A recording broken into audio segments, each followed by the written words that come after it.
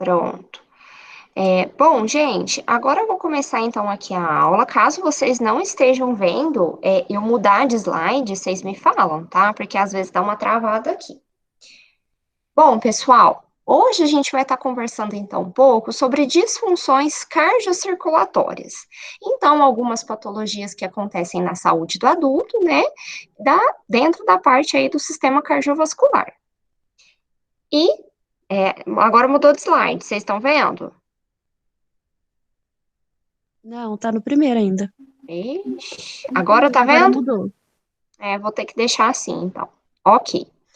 Bom, pessoal, para introduzir sobre esse tema, é importante ressaltar, né, que é na infância e na adolescência que começam os nossos problemas de saúde mais comuns. Então, como assim? O nosso estilo de vida, né, a nossa forma de alimentação, se a gente pratica exercícios físicos, todo mundo agora está muito jovem, mas daqui a um tempo a gente vai colher esses frutos, né? Bom, então, embora a perca da qualidade de vida, da mortalidade por essas doenças aconteçam, então, depois dos 40 anos, é na fase, então, jovem, né, que as pessoas começam com comportamentos de risco, relacionados, então, principalmente a esses fatores que eu falei para vocês. Além, é claro, do cigarro, consumo de bebidas alcoólicas e por aí vai. Bom, vou fazer até uma pergunta aqui para vocês, gente. Vocês têm uma alimentação saudável, por acaso? O que Tem vocês costumam nada. comer de manhã, por exemplo? Eu como pão com ovo e um copo de Hum. coca. Nossa, coca, Eu né? tomo só Então já café. começa por aí. Que mais? A gente tenta, né? Mas é difícil.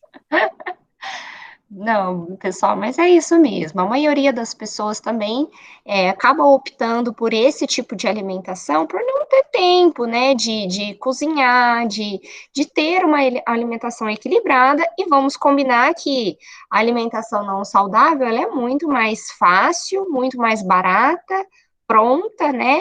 E por conta disso, do comodismo, da correria, que a gente acaba optando por esse tipo de alimento. Além, é claro, que eles são também gostosos, né, gente? A gente não pode negar isso. Mas, né, a gente colhe os frutos mais para frente. Eu tenho um aluno que falou para mim uma vez que, ai, professora, de manhã eu como um pastel com coca. Então, continua nessa todos os dias que mais para frente a gente vai colher frutos, pessoal, infelizmente. Ainda mais na área da enfermagem, né, gente? Que a gente acaba tendo mais de um emprego, aí não sobra tempo para nada mesmo, e essas opções acabam sendo muito mais vantajosas, né? Gente, só para poder confirmar, essa aula aqui eu não conversei ainda com vocês, não, né? Não. Não, perfeito. Tá ótimo, então, gente. Bom, continuando. O sistema, então, cardiovascular, ele tem a função do quê? Para começar a falar sobre as doenças, a gente precisa relembrar um pouco sobre a anatomia. E a sua principal função, gente, é o fornecimento constante de oxigênio e nutrientes para o corpo. Quais são os seus componentes? O coração, as artérias e as veias. E a gente precisa relembrar que todos têm funções diferentes. O coração é a nossa bomba, né, que impulsiona o fluxo de sangue. É ele que leva o sangue para todos os lugares do corpo. Agora vamos ver as diferenças entre veias e artérias. Olhem só. As artérias são aqueles vasos que têm alta pressão, gente, que conduzem o sangue do coração para os tecidos, tá? A sua parede, ela é mais grossa, tá? E vocês não podem fazer punção arterial. Isso é função só do enfermeiro, ok? Outra característica também é que dentro das artérias, o sangue que está lá dentro é um sangue arterial, que é o sangue rico em oxigênio. Por conta disso, ele tem, pessoal, a cor um vermelho mais claro, um vermelho vivo, ok? Já as veias são vasos que conduzem o sangue dos tecidos para o coração. Elas têm paredes mais molinhas, e lá dentro a gente tem o sangue venoso, que é um sangue rico em gás carbônico. É aquele sangue com aquele vermelho mais escuro, parecido com um vinho, né? E esse vocês podem puncionar, obviamente. Ai, professora, mas durante uma punção pode acontecer de sem querer eu pegar uma artéria em vez de uma veia. E aí, o que que eu faço? Bom, gente, aí a gente tem que analisar duas situações, né? Primeiro, você vai fazer só uma coleta, que é algo pontual, então você vai só aspirar o sangue, pronto, acabou. Se for esse o caso, não tem problema, já que você encostou lá na artéria, fica lá, aspira o sangue que você precisa para as amostras, né, do laboratório e beleza. Agora, se for para um acesso periférico, por exemplo, para usar um abocate, aí a gente não pode, a gente tem que tirar, trocar todo o equipamento. Vocês sabem que é isso que é o ideal, gente.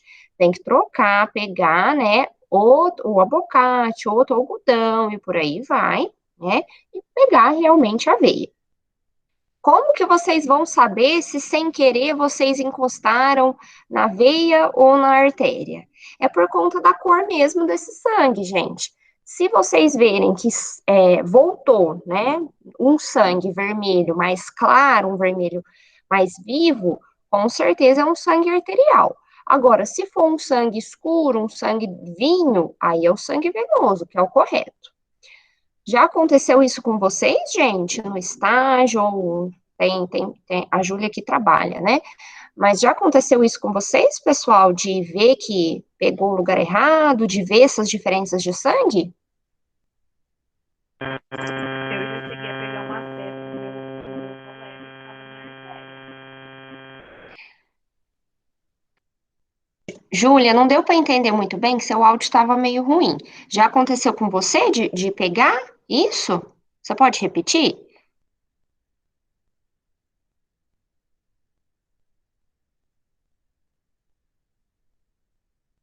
O seu colega. Uhum. Ok. Bom, gente, mas para quem não aconteceu, é bem provável que aí no trabalho futuro isso aconteça, tá? Então agora vocês já sabem distinguir essas diferenças.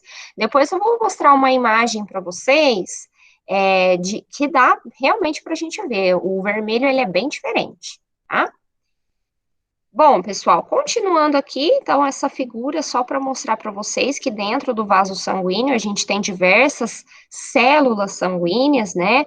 A gente tem o glóbulo vermelho que carrega o oxigênio, a gente tem plasma, a gente tem plaquetas, né? E esse vaso, ele pode ser ou vaso, né, venoso ou vaso arterial. E outra coisa que eu até esqueci de comentar, pessoal, é que nesse caso, né, por que que o técnico não pode colher o sangue arterial? Porque o sangue da artéria, ele confere riscos, né? A gente tem riscos de lesão na artéria. Então, pode ser que se lesionar alguma dessa artéria, às vezes pode até sofrer o risco de perca de movimento de algum local, né? Ou perca de sensibilidade. Então, como confere um risco maior, esse tipo de procedimento é proibido para o técnico de enfermagem.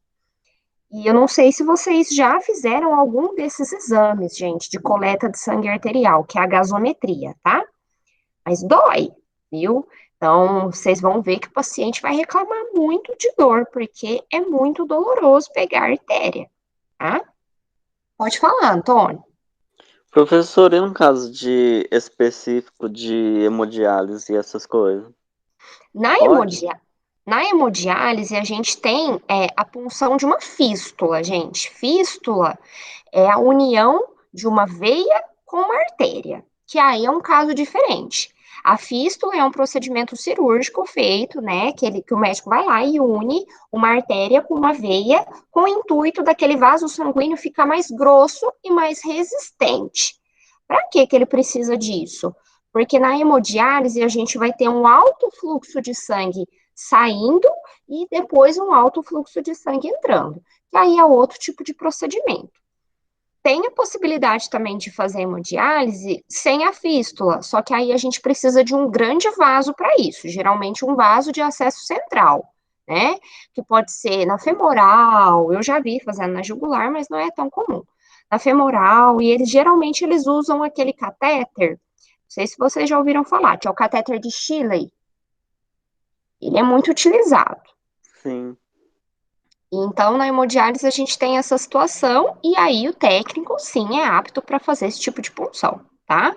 Para Tá trabalhar na bom. hemodiálise, gente, ele precisa de um treinamento para isso, tá? Pode falar, Antônio.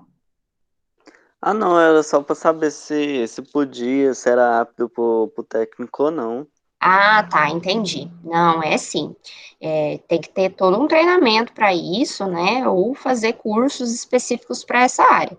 Mas não necessariamente precisa ter especialização para trabalhar. Vai ser no dia a dia mesmo que vai aprender sobre o setor, tá? Tá, obrigado. Imagina. Bom, pessoal, então, continuando. Ainda sobre a anatomia do sistema cardiovascular. O coração, ele faz dois tipos de movimento, gente, que é o movimento de diástole e sístole.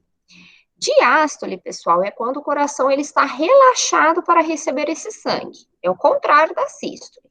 Então, enquanto que ele está relaxado, o sangue está entrando lá dentro do vaso. Vocês lembram que no sistema cardíaco a gente tem 4 câmeras? As de cima do coração se chamam átrios e as de baixo se chamam ventrículos. Vocês lembram disso da anatomia? Faz tempo, hein?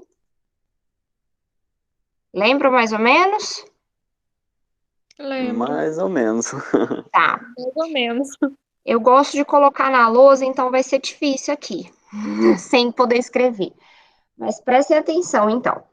As câmeras de cima se chamam átrios e as de baixo do coração se chamam ventrículos. Enquanto o átrio, por exemplo, está relaxado, o ventrículo está contraído.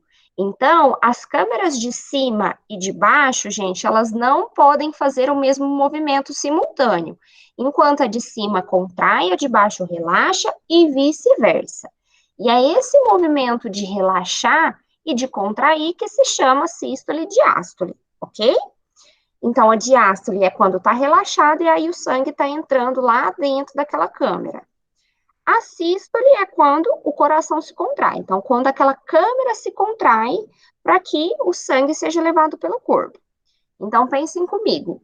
Em cima, acabou de encher, então acabou a diástole. E agora ele precisa fazer a sístole para mandar aquele sangue que está aqui em cima para a parte de baixo, para a câmara de baixo. Então, ele faz a contração.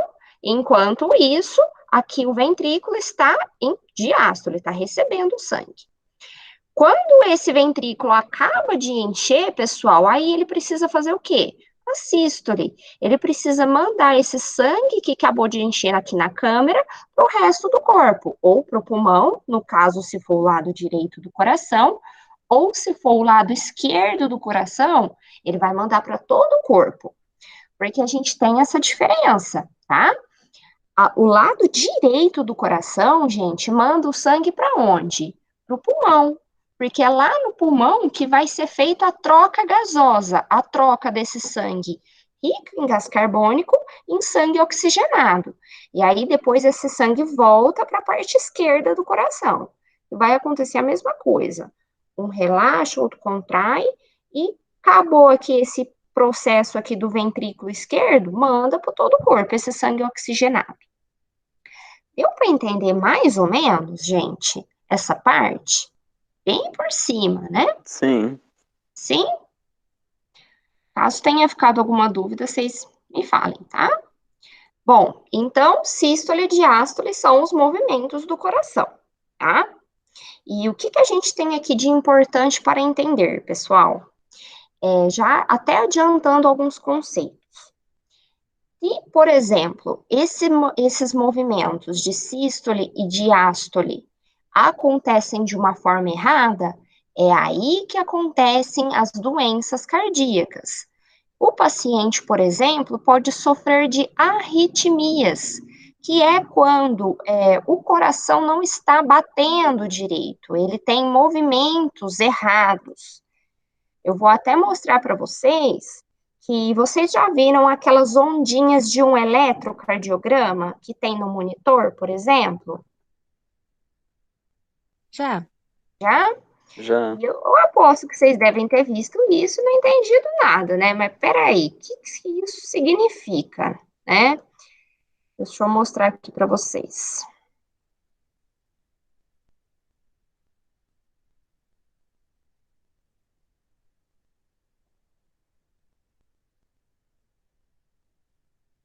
Estão vendo aqui a imagem, gente?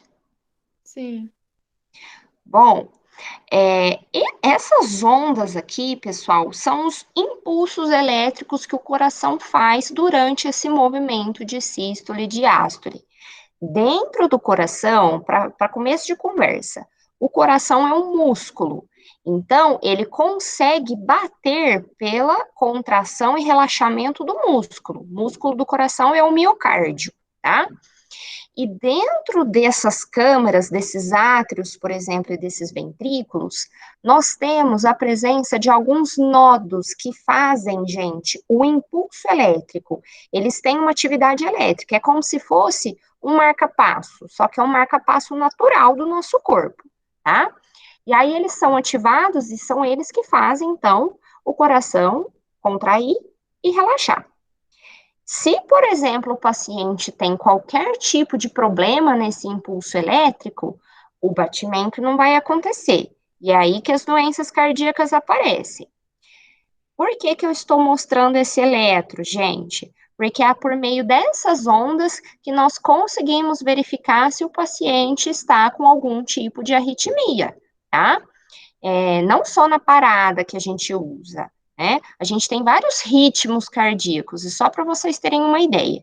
Essa primeira ondinha que tem aqui, ó, geralmente ela quer dizer átrio, tá? Que é o movimento do átrio. Isso daqui é o movimento normal, tá? E essa outra aqui da frente, que vai daqui, faz uma curvinha lá na frente, volta para baixo e depois volta aqui na linha reta, isso é o movimento do ventrículo, tá? Mas isso é muito específico, gente. Tem que fazer um curso aí de eletrocardiograma para poder entender sobre essas ondas. Enfim, esse é o movimento aqui normal do coração. Agora, se, por exemplo, esse paciente tiver uma arritmia, vou até mostrar para vocês como que vai ficar diferente as ondas desse paciente. Olhem só, gente. Aqui vocês observem que tem vários risquinhos antes de ter uma onda lá para cima e para baixo, certo? Então, isso possivelmente pode indicar um tipo de anormalidade desse eletrocardiograma. O paciente está em fibrilação atrial. Só que, o que é comum a gente observar? Estou até comentando isso para vocês entenderem. Ai, paciente parou, teve uma parada. Normalmente, nos filmes, o que acontece? Qualquer parada, vai um povo lá e coloca o quê? O desfibrilador, para dar o choque no paciente. Então, saibam já de antemão, gente, que não é indicado o choque, né? A desfibrilação em todos os ritmos cardíacos, em todas as ondinhas. É só em duas específicas que acontece isso, que é a fibrilação ventricular, que é esse tipo de onda aqui, ó. Ó, tá vendo que não dá nem pra gente ver aquele mais para cima e mais para baixo. É esse tipo de onda que a gente faz o choque, ou então na atividade elétrica sem pulso, tá? Que é outro tipo de onda. Quando a gente vê que o eletro do paciente está lá em assistolia, que é aquele movimento assim, ó, retinha, aquela curva reta, saibam vocês, por exemplo, que a gente não pode dar o choque. O que tem que fazer? Tem que fazer compressão só. Ou então, lógico que as medicações para isso. Então, vai lá com adrenalina, com norepinefrina, enfim. Vai dando as medicações até que esse coração mude de ondinhas, mude de ritmo. Se ele mudar, aí a gente pode dar o choque. Se não, não. Ok? Tudo bem, gente? Tudo. Essa parte é meio difícil. Bom, ok, então, galera, vamos continuar. Então, vocês já viram desses movimentos, e a partir, então, das anormalidades aí, do ritmo cardíaco, que a gente tem as doenças. O que mais? Outro aliado muito importante para falar, pessoal, é sobre o colesterol. que é uma espécie, então, de gordura, um lipídio encontrado no sangue. É um componente importante da membrana celular de alguns hormônios e para as atividades de alguns tecidos, ok? E aí a gente tem, obviamente, dois tipos de colesterol. Não sei se vocês lembram, o LDL e o HDL. O LDL, pessoal, é aquele colesterol ruim. Por que que ele é ruim? Porque ele contribui na formação de placa de aterosclerose. O que é aterosclerose, professora? A aterosclerose, pessoal, é quando eu tenho entupimento de um vaso, né, por conta de placa de gordura. Então, vocês já ouviram, por exemplo, que uma trombose é quando entope ou obstrui, né?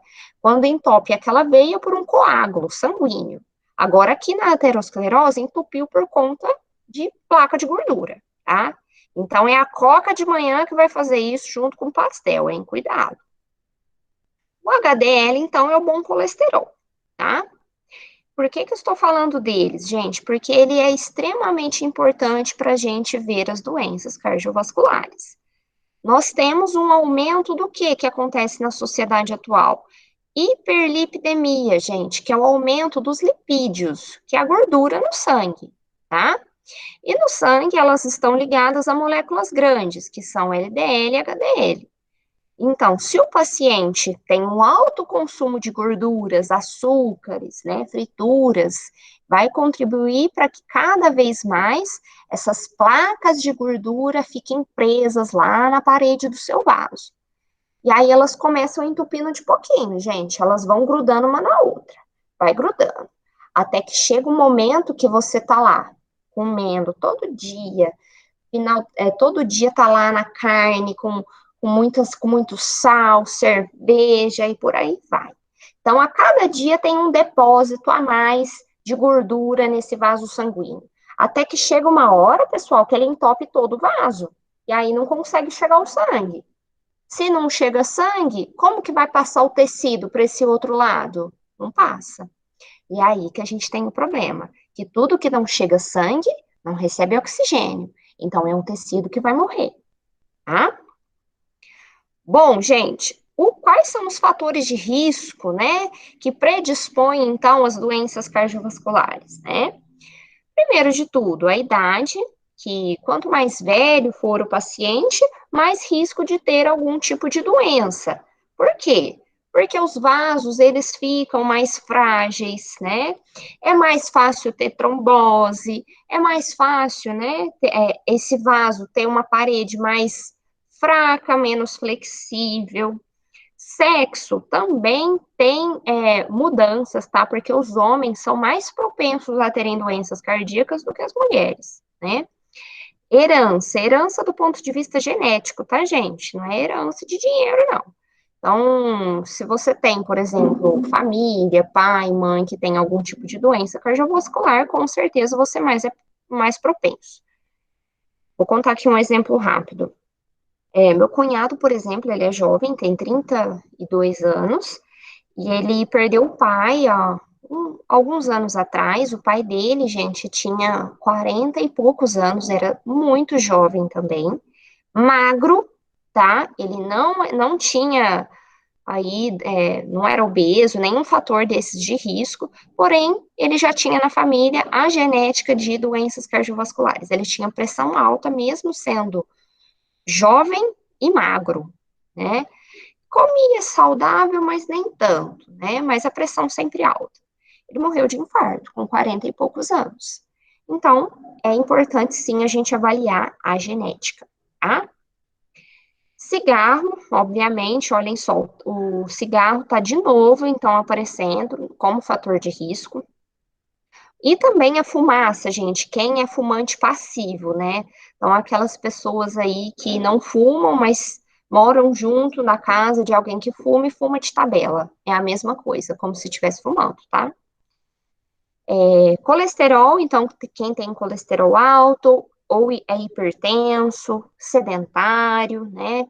Estressado, esse daí a gente já enquadra nesse fator de risco, hein? tem diabetes, enfim, todas essas doenças elevam a chance de ter o quê, pessoal? Doenças cardiovasculares, ok? Tudo bem, pessoal? Bom, vou continuar então. Bom, qual que vai ser a primeira manifestação que eu vou falar para vocês, gente? É sobre o infarto agudo do miocárdio. Aqui tem até uma imagem de uma artéria coronariana. A artéria coronariana é aquela que irriga a parte externa do coração, tá? Então, a artéria, já falei para vocês, é o canal que circula o sangue arterial. Aqui, as coronárias, então, são artérias que irrigam o coração. E quando entopem, causam o infarto do miocárdio. Vocês já tiveram algum familiar que sofreu de infarto, gente? Se teve, Não, o que sentiu? Não, não Não? tenho. Ninguém Não, teve? Vocês sabem quais seriam os sintomas clássicos de um infarto?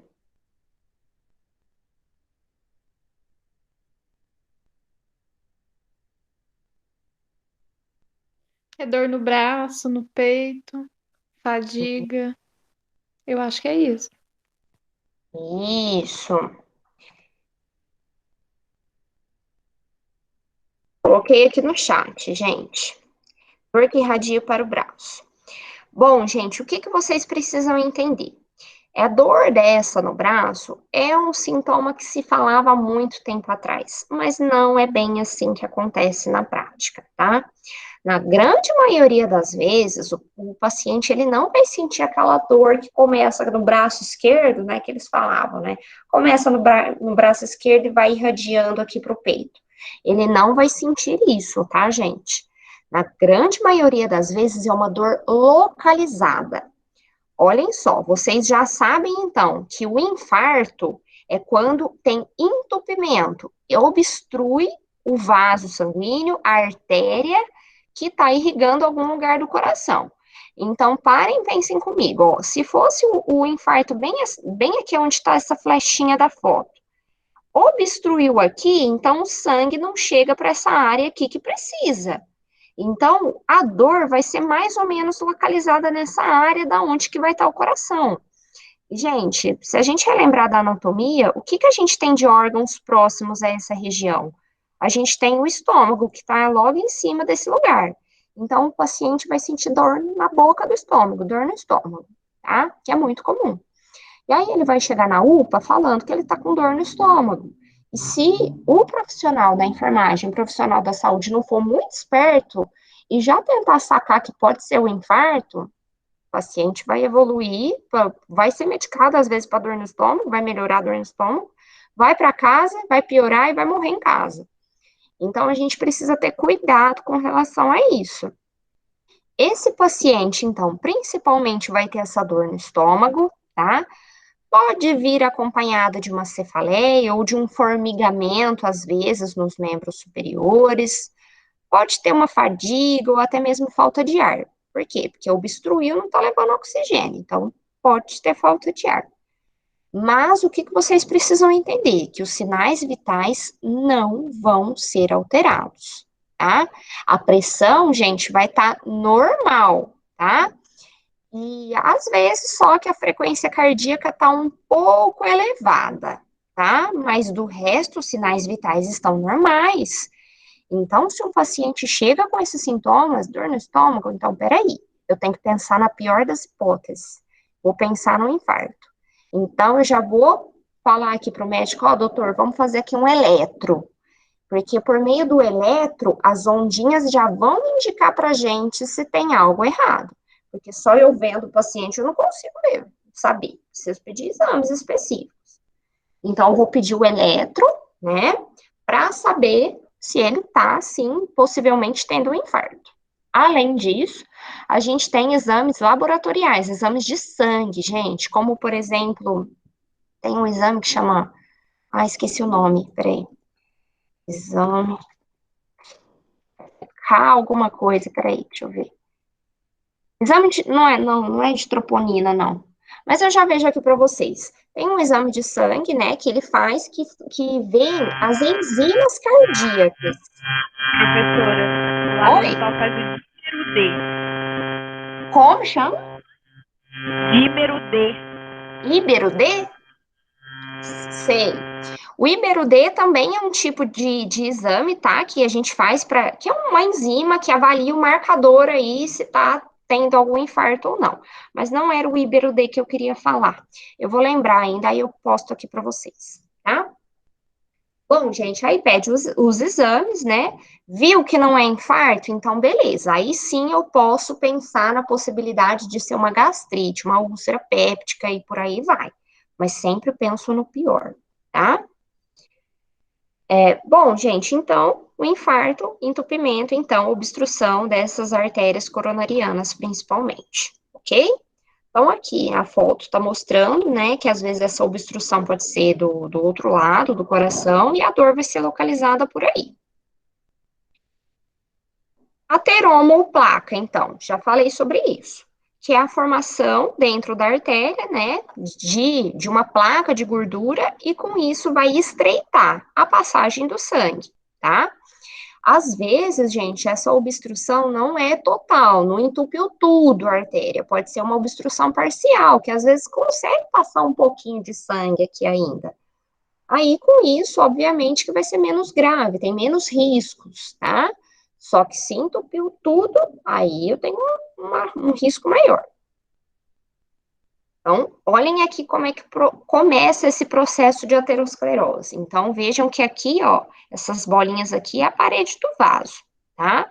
E aí, cada vez mais, você com essa dieta, né, vai ficando com que o lumen desse vaso, gente, vai ficando cada vez, ó, mais estreito. Ó, que é o tamanho dessa placa. O sangue não vai conseguir passar aqui direito.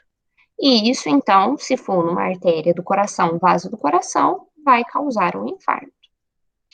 Opa! Aqui, gente, mostrando, então, né, que, ó, por exemplo, a artéria coronária direita está obstruída, olha aqui, toda em volta de gordura. O sangue não vai passar, vai ter todos esses sintomas, ok? Bom, a partir desse momento, então, vamos supor que o paciente chegou lá, então, com esses sintomas que eu coloquei no chat, e aí o médico pediu para colocar o eletro, você posicionou os locais corretos, que eu acho que vocês já aprenderam isso no estágio, né? E constatou que realmente ele estava infartando, estava nos estágios iniciais do infarto. O que fazer então agora, gente? Como proceder?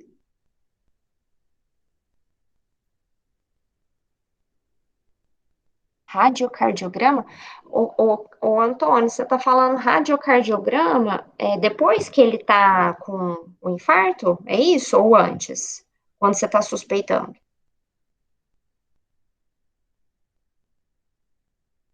Você está falando o Na suspeita, radiocardiograma? professora. Suspeita? Na suspeita, a gente pode fazer sim outros exames para detectar, tá? Mas o mais comumente utilizado é o eletro, que aí o médico vai conseguir, gente, identificar certinho qual que é o problema, onde é que está a falha, tá? Se o cardiologista for bom mesmo, gente, ele consegue já de cara olhar para o eletro e saber exatamente qual que é o problema. Se é infarto, se é um problema, por exemplo, na válvula do coração, na válvula mitral, lembra da válvula mitral? Ou na válvula, a outra válvula que a gente tem, a válvula tricúspide, né? Enfim, ele já sabe exatamente qual que é o problema, tá? O cardiologista tem que saber disso. Agora, o clínico geral que tem lá no plantão, não sabe muito bem olhar eletro, não, tá? Deveria, mas... Bom, gente, a partir disso, então, a gente precisa fazer o tratamento, né? Então, alguns dos exames que são muito utilizados é a angioplastia ou então o cateterismo cardíaco, tá? Vou mostrar aqui para vocês a angioplastia, então olhem só, que é uma técnica que utiliza um minúsculo balão, gente, que é como se fosse uma redinha, igual estava aqui na foto, então olhem só. Eles passam, então, isso dentro da artéria obstruída, que tem essa placa aí de gordura de aterosclerose, né? E aí, com isso, essa rede, ela se infla, ela consegue aumentar a parede do vaso, e aí o sangue consegue passar, tá? Isso pode ser utilizado tanto por meio dessa técnica de angioplastia ou stent, que também é outra modalidade dessa redinha, que são, olha, molas ou malhas de aço inoxidável, que são colocadas nas artérias, tá? E aí ela mantém, então, as paredes dos vasos afastadas entre si e são muito utilizadas, olhem só, em angioplastias, tá? Aumenta, então, aqui o espaço da artéria e o sangue consegue passar, igual está aqui na foto. Pode ser feito por meio de cateterismo cardíaco, gente, que eles vão lá, acessam uma artéria, tá? E colocam lá o dispositivo por uma câmera, né? E chegam lá na onde é o vaso e colocam esse stent, ok? No cateterismo, por exemplo, primeiro eles vão colocar esse catéter chegar até o coração. E aí eles costumam infundir, gente, o contraste, usam um vídeo para isso. Porque primeiro eles precisam saber qual das artérias está entupida. Então, são várias, né? Se vocês olharem, por exemplo, aqui, ó, nessa foto que eu mostrei, olha como que é a irrigação. Então, não tem como eu saber exatamente a posição. Então, eles vêm com o cateterismo, injetam o contraste, que aí eles conseguem visualizar ali na telinha que eles têm do lado, aonde é que o sangue não está passando mais. E é ali que eles vão colocar, então, esse stent, ok? Tudo bem, gente? Sim. Ok. Vou continuar, então. Bom, então a gente viu até agora, pessoal, sobre o infarto, tá? O infarto é importante vocês saberem. Então, depois vocês estudem que isso vai cair na prova, hein? Ó, o infarto, que é a obstrução, então, de uma artéria por conta, principalmente, de aterosclerose. Tem como ser uma obstrução por outro tipo de molécula? Por exemplo, uma obstrução por coágulo de trombose? Tem, gente, tem essa possibilidade sim, tá? Só que não é tão comum. A maioria das vezes as paredes, né, desse coração vão entupir por conta de placa de gordura. Mas é possível, sim, ter uma obstrução por coágulo, ok? Tratamento. Então, vocês já viram, faz o cateterismo, né? Aí a gente coloca o stent, faz a angioplastia, mas, obviamente, que o tratamento tem que focar também em outras coisas. O indivíduo vai precisar mudar todo o padrão de alimentação, exercício físico, ter uma reabilitação cardíaca, então não é só fazer esse procedimento, ok? Bom, agora, gente, a gente vai falar um pouquinho sobre outra disfunção cardiocirculatória extremamente comum, que é a hipertensão, que é a mesma coisa que pressão alta. Tenho certeza que vocês já aprenderam sobre isso, mas a gente vai ver outros pontos importantes. Bom, a hipertensão, então, é uma doença crônica não transmissível, tá?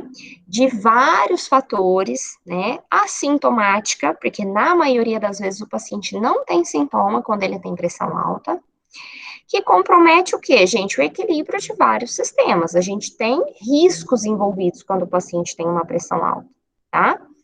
E, na língua popular, essa pressão ocasiona o quê, gente? A tensão do vaso sanguíneo, tem uma pressão grande lá dentro.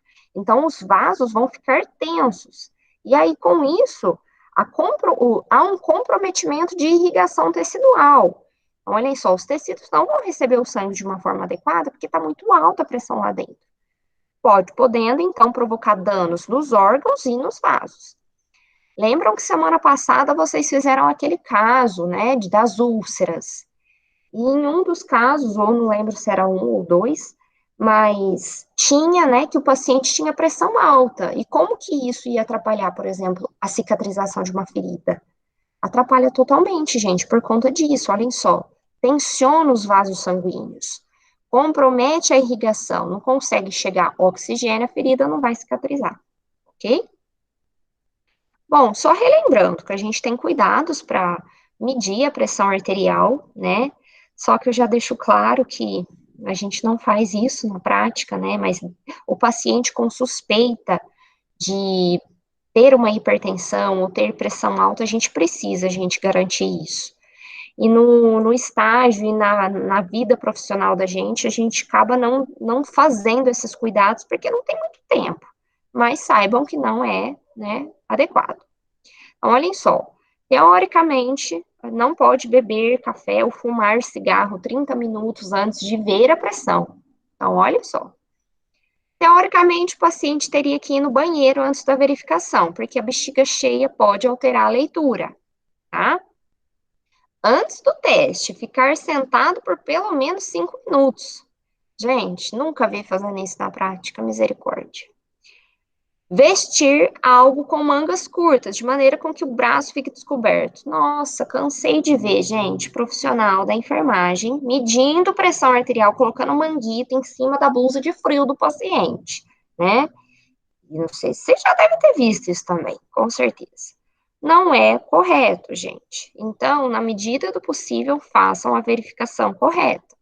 Eu não estou falando que vocês têm que fazer tudo isso daqui, mas colocar um manguito por cima da roupa não dá. Não dá, gente, pelo amor de Deus. Fazer pelo menos 2 leituras com intervalo de 2 minutos. Muito menos. Nunca vi fazer isso, gente. Mas aqui a gente está se tratando, né, de avaliar um paciente com uma possível hipertensão. Então, aí a gente vai fazer certinho esse controle. Fornecer o resultado da medida, né, em números. Então, aqui os equipamentos, né? E aí tem uma questão que eu vou perguntar para vocês. A gente tem que usar sempre o mesmo manguito, gente, para todos os perfis de paciente? E aí, o que vocês acham? Não, seria exclusivo, né? Um para cada. Porém, Sim, mas não é nem isso que eu estava perguntando. Vamos pensar numa UPA. Chega um paciente obeso. O manguito não cabe.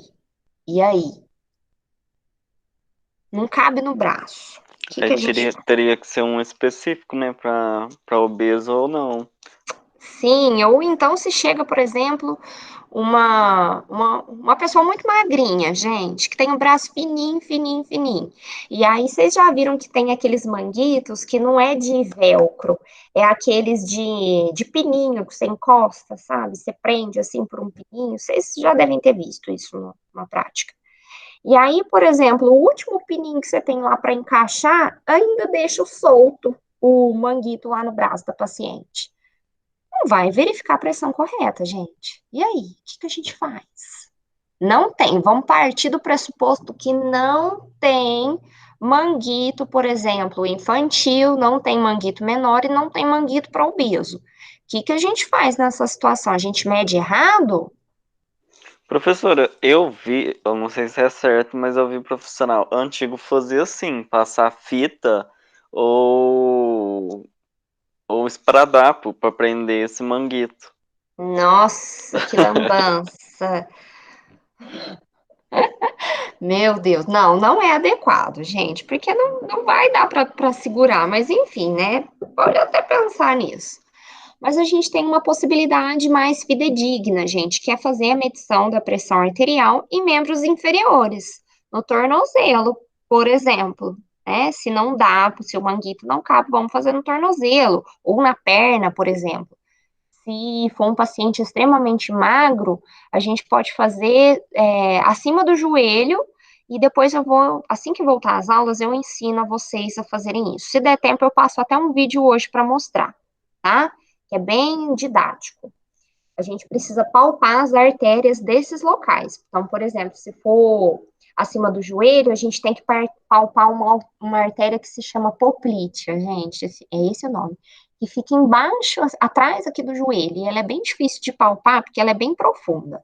Se for no tornozelo, a gente pode palpar a artéria pediosa, que é aquela no peito do pé.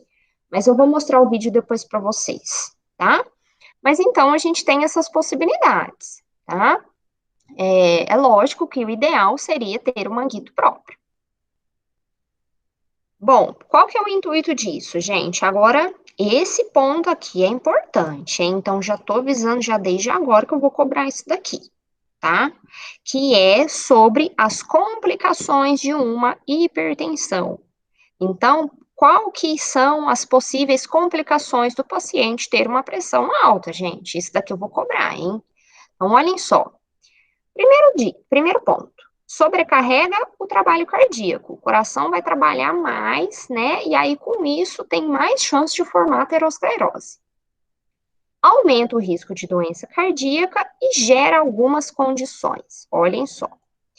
Insuficiência cardíaca congestiva, mas no final da aula eu vou falar específico sobre isso, porque é uma doença, pessoal, que muito importante que acontece bastante aí na prática.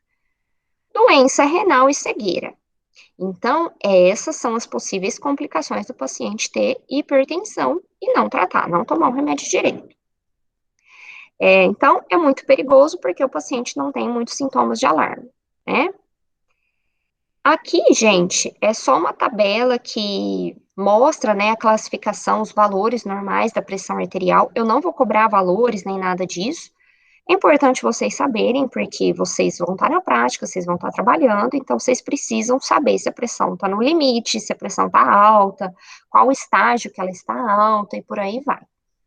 Todo ano, pessoal, a Sociedade Brasileira de Cardiologia solta valores novos aqui da classificação, tá? Então, às vezes muda de um ano para o outro pouca coisa. Então, olhem só, aqui, uma pressão de 130 a 139 sistólica e 85 a 89 está no limite, tá ok. Ó, acima de 140, estágio 1, 160, estágio 2, tá? Por aí vai. Agora aqui eu vou continuar falando sobre as complicações da hipertensão, tá? Então, é aqueles pontos importantes que eu falei para vocês que eu vou cobrar, tá? Então, olhem só. Primeiro ponto, que a hipertensão pode gerar o infarto agudo do miocárdio. A sigla do infarto, gente, é IAM, às vezes vocês veem isso no prontuário, tá? Por quê, gente? Por que é um fator de risco? Vocês já sabem que as artérias levam sangue oxigenado e as veias o sangue rico em gás carbônico. Se eu tenho um alto fluxo de sangue, eu não vou receber, não vou ter esse fluxo aí de sangue oxigenado, sangue rico em gás carbônico. Com isso, é mais fácil ter, sim, um infarto, ok? Insuficiência cardíaca. Gente, insuficiência, já vou até adiantar o que é. É quando o coração não bombeia o sangue. Então, lembra daqueles movimentos de sístole, diástole? O coração não faz isso direito, por N fatores. Pode ser, por exemplo, um problema lá naqueles nodos que fazem um impulso elétrico, que eu falei para vocês, né? Então, um problema na válvula cardíaca, tudo que leva o coração a não ter um movimento de contração e relaxamento de uma forma adequada. Se ele não funciona direito, como que ele vai mandar sangue? Isso é a definição de insuficiência cardíaca. Agora, como que uma pressão alta pode levar à insuficiência cardíaca? Pensam que o coração está lá com alto fluxo de sangue no coração, está passando lá um alto fluxo de sangue. Isso danifica, gente, as estruturas do coração.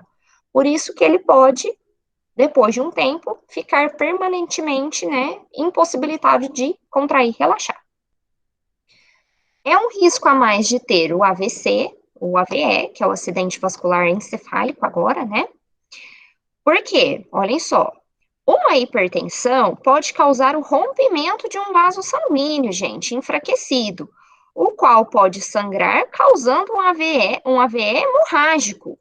Então, pensem comigo, eu tenho um alto fluxo de sangue lá na parede daquele vaso, né? E aí, com isso, pode fazer esse vaso estourar dentro do cérebro.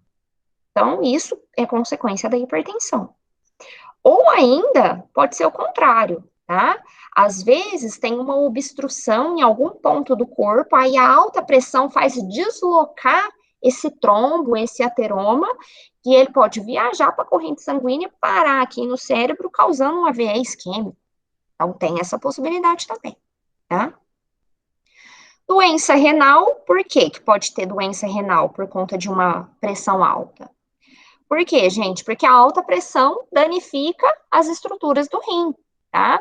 Eles não vão conseguir filtrar direito, eles vão poder falhar. Então, por conta disso, o paciente pode ficar com insuficiência renal, pode precisar de hemodiálise, tá? Enfraquecimento visual, por quê? Mesmo princípio, gente. A pressão alta também lesiona as estruturas aqui dos vasos sanguíneos dos olhos. E aí, com isso, a visão pode ou se tornar borrada ou, às vezes, resultar em cegueira permanente, tá? Tudo isso é consequência da pressão alta.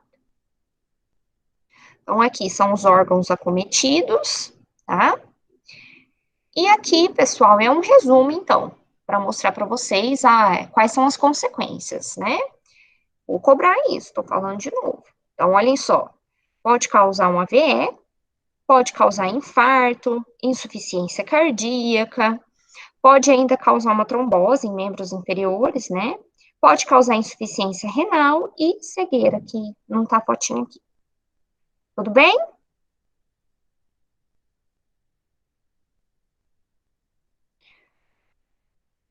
Vou passar, então. Bom, pessoal, a isquemia, então, já falei para vocês que é a falta de oxigenação no sangue, tá? E isso pode ser consequência tanto do infarto, então, quanto a pressão alta, ok? Vocês já viram isso naquela aula de AVE que eu já expliquei para vocês. Ó, aqui mostrando uma isquemia. Isquemia é quando não tem fluxo sanguíneo, redução do fluxo sanguíneo, falta oxigenação. Bom, então, já fazendo um resumão, gente, que a gente já está encaminhando aí para a parte final da aula, tá? Bom, as doenças cardiovasculares, então, pessoal, elas possuem dois fatores. Fatores que são modificáveis, né? Fatores que tem como a gente controlar e mudar, como o próprio nome diz, modificável dá para mudar. Por exemplo, os níveis elevados de colesterol, a hipertensão, dá para a gente controlar. Se o paciente fizer certinho, é controlável. Fumo, né, o cigarro, isso a gente controla, parar de fumar ou não parar de fumar. Inatividade física, né, então, sedentarismo é algo que a gente pode, sim, controlar. E a obesidade também, é a mesma coisa. Todos esses fatores, gente, são fatores que fazem doenças cardíacas acontecerem, tá? E isso dá para a gente controlar. Agora, quais são os fatores que a gente não consegue mudar? A idade do paciente, então, né, quanto mais velho, isso não dá para a gente mudar. As paredes dos vasos vão ficar mais frágeis, ele tem risco maior e não tem nada que a gente possa fazer com relação a isso. O sexo do paciente, né, então não tem como a gente mudar o fato dele ter nascido homem, né? Eu não quero nem dizer no outro sentido de mudança de sexo, tá? Tô falando que ele tem um gene que é mais fácil ele ter doença cardiovascular. Histórico familiar, isso também a gente não muda. Então, o fato de você ter familiares, pai, mãe, vô, que teve doença cardiovascular, você tem a genética para isso, e isso a gente não muda, ok? Tudo bem, gente? Tá tranquilo? Sim. Vamos passar, então, para a última doença cardiovascular. Olhem só. Eu já até comecei a falar um pouquinho dela para vocês. Insuficiência cardíaca. Vou cobrar essa doença na prova, hein? Inclusive, já faço aqui um adiantamento, que na próxima aula, que mesmo sendo virtual, eu vou passar um caso para vocês só sobre cardio, que abrange principalmente insuficiência cardíaca, tá? Então, a gente vai abordar bastante sobre isso. Insuficiência cardíaca, então, gente, é a doença que o coração não bombeia o sangue como deveria, tá? E ela pode acontecer tanto quando não consegue contrair, né, a sistólica, ou no relaxamento, que é a diastólica. Ou então em ambas, né? Quais são os sintomas? Pensem comigo, o coração não contrai direito. Então, o paciente, obviamente, vai ter falta de ar, porque não vai chegar sangue nos lugares. Então, falta de ar é o primeiro deles, fadiga, pernas inchadas, né? Edema, né? Por que tem o edema? Porque o sangue não consegue voltar, gente. O coração não tá bombeando direito. Então, com isso, ele fica acumulado nas extremidades, porque o coração não está fazendo a função dele normalmente. E aí, com isso, causa o edema. E batimentos cardíacos acelerados. Tratamento já de antemão pode incluir uma ingestão limitada de sal, os líquidos e alguns medicamentos que eu já vou falar para vocês. Ela pode ter de dois tipos, gente. Pode ser a insuficiência sistólica, que eu já falei, né? Que é quando não contrai, não manda aquele sangue para fora, ou diastólica, que é quando não consegue encher de sangue, relaxar.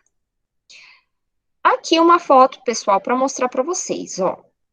Na diastólica, olhem só, cavidades do coração estão espessas, estão rígidas. Lembra que a diástole é quando enche de sangue, quando relaxa, então ele não consegue encher-se de sangue. Aquela hora que eu estava falando para vocês sobre câmaras, é isso daqui, gente, ó. Essas partes aqui de cima, esses buracos aqui de cima são os átrios e aqui de baixo são os ventrículos, ok? E agora, aqui na insuficiência diastólica, já é o contrário, ele não consegue mandar aquele sangue que está lá dentro, ele não consegue contrair, consegue bombear.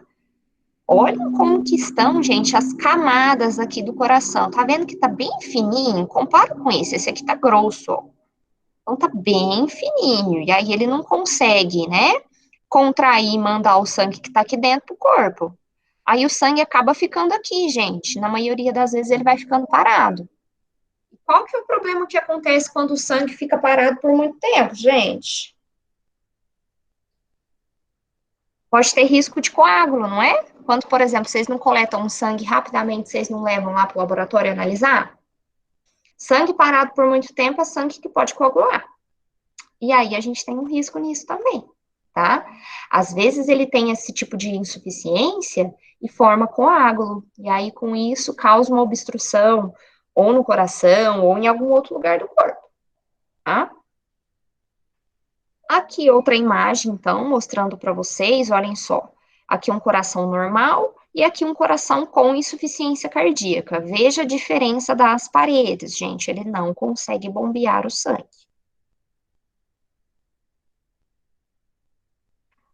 Bom, então, como a função, então, dessa bomba está comprometida, vai acumulando, né, sangue nos órgãos. Pulmão, fígado, braço, perna. Por isso, o paciente vai ter vários tipos de sintomas, tá? Isso é muito comum acontecer aqui, na região onde a gente vive, tá? Alguns dos sintomas já falei para vocês, que é a falta de ar, né? Isso, principalmente atividades básicas, como tomar um banho, tudo que faz o coração trabalhar um pouquinho mais, já é o suficiente para causar todo um estresse no paciente. Tosse, arritmias, obviamente, porque se não contrai, vai ter arritmia. O edema, pode ter o ganho de peso por conta do inchaço, tá? Palpitação, dificuldade para dormir, gente, por quê? Porque não está recebendo sangue, né? E aí, com isso, o paciente não consegue dormir direito. Fadiga, perda do apetite, redução do volume de urina, por quê? Porque não está chegando sangue, o rim não filtra o sangue, então, não está chegando, não tem produção de urina, ok? E vários outros. O tratamento, gente, por si só, já até comentei que, claro, que tem a ver, sim, com alimentação, só que, primeiro de tudo, a gente precisa identificar a causa daquela insuficiência cardíaca. Então, se o defeito for na válvula mitral, por exemplo, a gente precisa solucionar esse problema para o paciente ter uma condição melhor aí de bombeamento, né? Então, tudo vai depender de qual que é o problema da insuficiência. É um defeito na válvula, é um defeito no átrio, no ventrículo, enfim. Preciso entender qual que é o defeito que está causando essa insuficiência para ir colocar um tratamento. Vai ter, então, o controle da dieta, mas, na maioria das vezes, ele vai usar medicamentos, tá?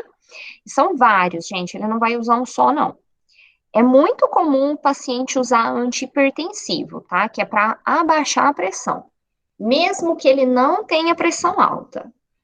Vou dar aqui um exemplo. Por exemplo, um paciente que tem insuficiência cardíaca por conta de um defeito na válvula mitral. O igual eu falei para vocês. Ele nunca teve pressão alta, ele só teve o defeito na válvula. Mesmo assim, ele vai tomar um antipertensivo. Por quê? Porque faz a pressão lá dentro do coração ficar mais baixa. E aí, com isso, o coração não fica trabalhando muito, ele não fica sobrecarregado. A gente deixa o coração mais leve quando a pressão está baixa dentro do corpo. É por isso que é usado o antipertensivo. Que mais? Diuréticos são utilizados, então, por conta do edema que se acumula. O paciente, então, vai estar usando, por exemplo, a furosemida, né, que é o Lasix, que a gente encontra aí na UPA, nos hospitais, tá? E ainda pode usar medicações para melhorar a contração cardíaca. Por exemplo, não sei se vocês conhecem dessas medicações, mas a gente tem o Vastarel, a gente tem a amitriptilina, a gente pode ter Ancoron, por exemplo, todas essas medicações aí para controlar o funcionamento, então, cardíaco, ok? Então, são mais de um medicamento que ele usa. Tudo bem, pessoal? Sim. Alguém tem alguma dúvida? Não? Não. Deixa eu tentar achar aqui o vídeo da medição da pressão. Peraí, gente. Eu vou mostrar para vocês.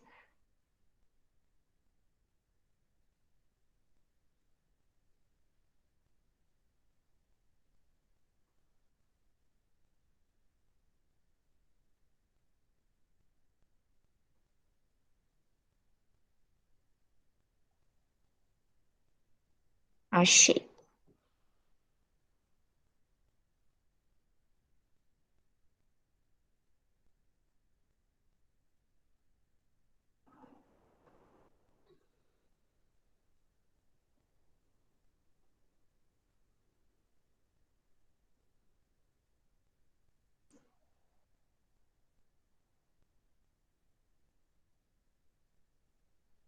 Peraí, deixa eu pôr para compartilhar.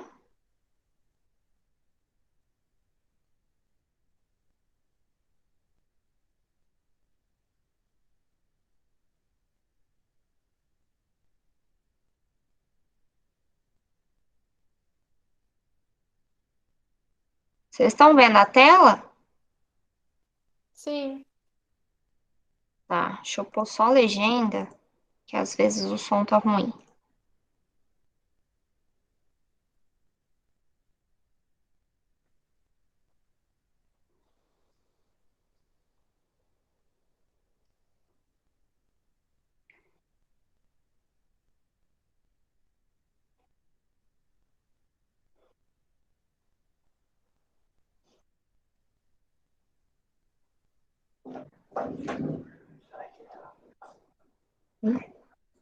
Pega na boca. Não, não, o vídeo tá ligado.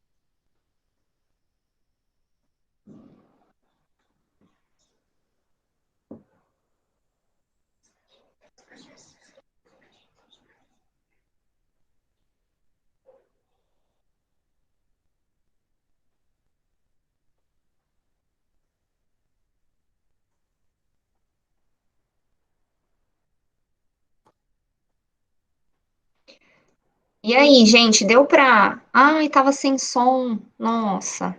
Deu pra vocês acompanharem pelo menos a legenda?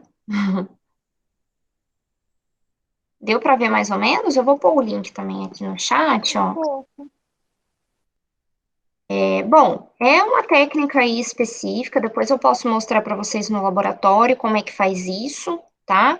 A gente tem que fazer aí a palpação, primeiro sentir o pulso, vai insuflar o manguito, sentindo o pulso, e na hora que ele parar de sentir, vocês vão marcar, ver lá no reloginho onde é que parou.